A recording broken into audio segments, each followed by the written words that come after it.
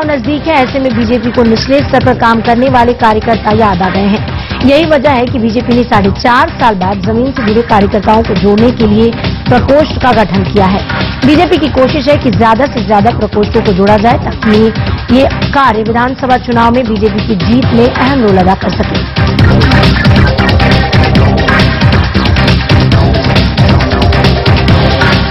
विदिशा में रंगई गांव और दूसरे गांवों को जोड़ने वाली सड़कों के डामरीकरण के लिए वित्त मंत्री राघव जी ने भूमि पूजन किया।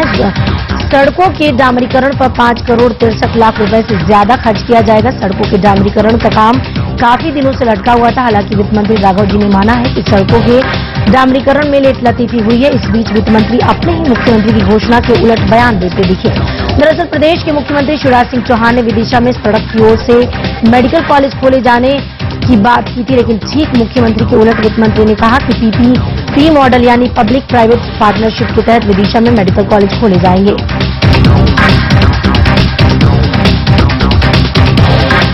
रायपुर में आईपीएस जांच टीम ने बिल्डर वाजपेयी के दस्तावेजों की छानबीन शुरू कर दी है। दरअसल बिल्डर संजय वाजपेयी पर सरकारी जमीन दबाने के आरोप लगे हैं, जिसकी जांच के लिए डीजीपी ने 2 सदस्यीय उच्च स्तरीय जांच कमेटी का गठन किया है। टीम ने मामले की जांच के लिए मोहदापारा गोलबाजार थाने से सारे दस्तावेज अपने कब्जे में लेकर जांच शुरू कर दी है।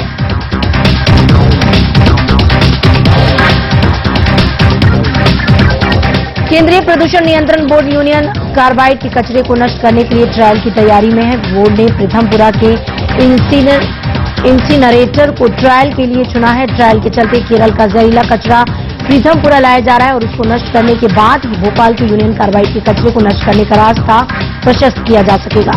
अगर ये प्रयोग सफल रहा तो फिर यहाँ कार्बाइड का कचरा जलाया जाएगा। बता दें कि 2 साल पहले भी यूनियन कार्बाइड के 350 मीट्रिक टन जहरीले कचरे को खत्म करने के लिए एक प्रस्ताव बनाया गया था। केंद्र सरकार ने इसकी तैयारी भी कर ली थी। 2008 में करीब 37 टन कचरा प्रीथमपुरा भेजा गया, लेकिन कई लोग बीमार हुए और कुओं के पानी भी प्रदूषित हो गए। लिहाजा उस समय भारी विरोध के चलते इस प्रस्ताव को खारिज कर दिया गया।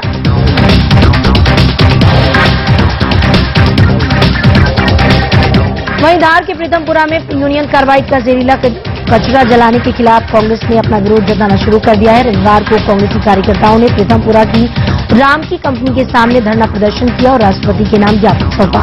बता दें कि सुप्रीम कोर्ट ने यूनियन कार्बाइड का वेस्ट जलाने से पहले मध्य प्रदेश सरकार को कोची की रासायनिक खाद बनाने वाले हिंदुस्तान इंसेक्टिसाइडर लिमिटेड के वेस्ट को लाकर जलाने की बात कही थी, जिसके बाद कोर्ट ने 7 मार्च 2013 को कोची की कंपनी से 10 टन वेस्ट लाकर प्रीथमपुरा की राम की कंपनी में टेस्टिंग के लिए नष्ट करने के निर्देश दिए थे।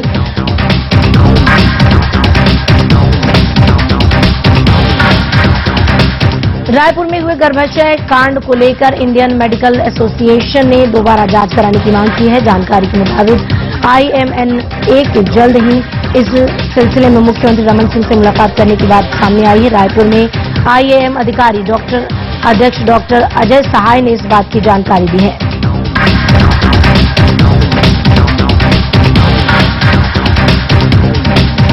साल 2007 में मध्य प्रदेश के गृह सचिव रहे राजेश राजौरा के घर आयकर विभाग के छापे की कार्रवाई को मध्य प्रदेश हाईकोर्ट ने रद्द कर दिया है। कोर्ट ने अपने फैसले में कहा है कि ऐसा लगता है कि सरकारी बंगला आवंटन के विवाद की वजह से डॉक्टर राजौरा के यहां छापा मारा जा रहा है।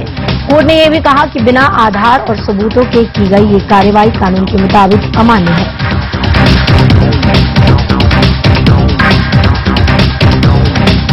भोपाल हाईकोर्ट से क्लीन चिट मिलने के बाद प्रदेश सरकार IAS अफसर डॉक्टर राजेश राजौरा को फिर गृह सचिव बनाने की तैयारी में है।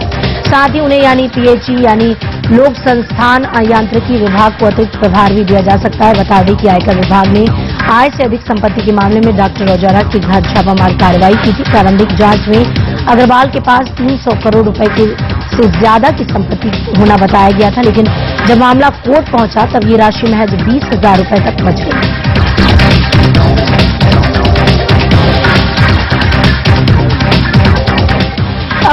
अब खबर मध्य प्रदेश से, जहां मूसलाधार बारिश चल रही है। सतना में पिछले 4 दिनों से हो रही जोरदार बारिश ने जनजीवन अस्त व्यस्त कर रखा है। शहर में हर तरफ जल ही जल भराव दिख रहा है, तो नागौद कस्बे की स्थिति और खराब है।